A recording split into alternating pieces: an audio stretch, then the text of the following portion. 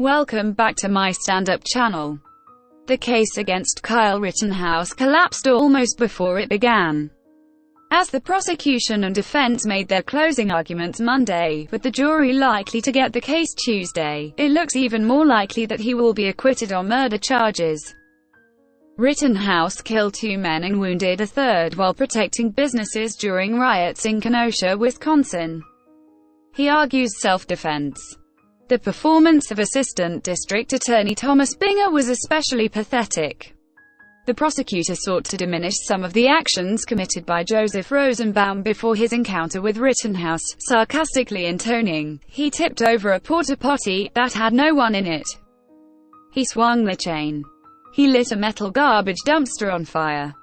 Oh, and there's this empty wooden flatbed trailer that they pulled out in the middle of the road and they tipped it over to stop some bearcats, and they lit it on fire. Oh, and he said some bad words. He said the N-word. TSK TSK TSK, as he mockingly wagged his finger. This couldn't have played well to the jury. And in a trial whereby the defendant is being accused of reckless actions, Binger committed his own while attempting to act out Rittenhouse's actions with his rifle.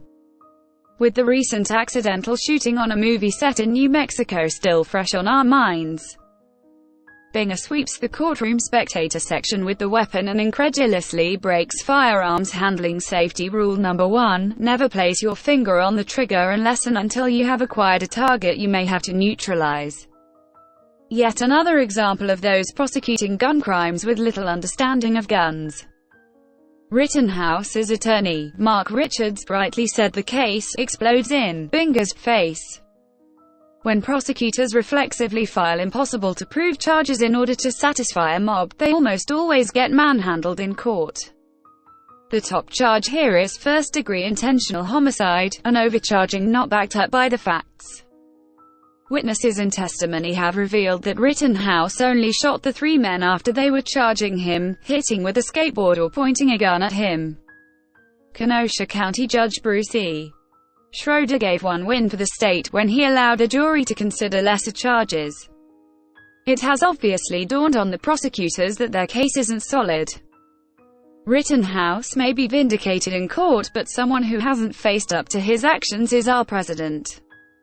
In September of 2020, Joe Biden inferred that Rittenhouse was a white supremacist. If he's acquitted, will President Biden issue an apology or double down and cave to political pressure by leaning on the Justice Department to bring civil rights charges for 3 white men? Unfortunately, the latter seems more likely. James A. Galliano is a retired FBI supervisory special agent and doctoral candidate in Homeland Security at St. John's University. Source: nypost.com. Please like, share and subscribe. Thank you for watching.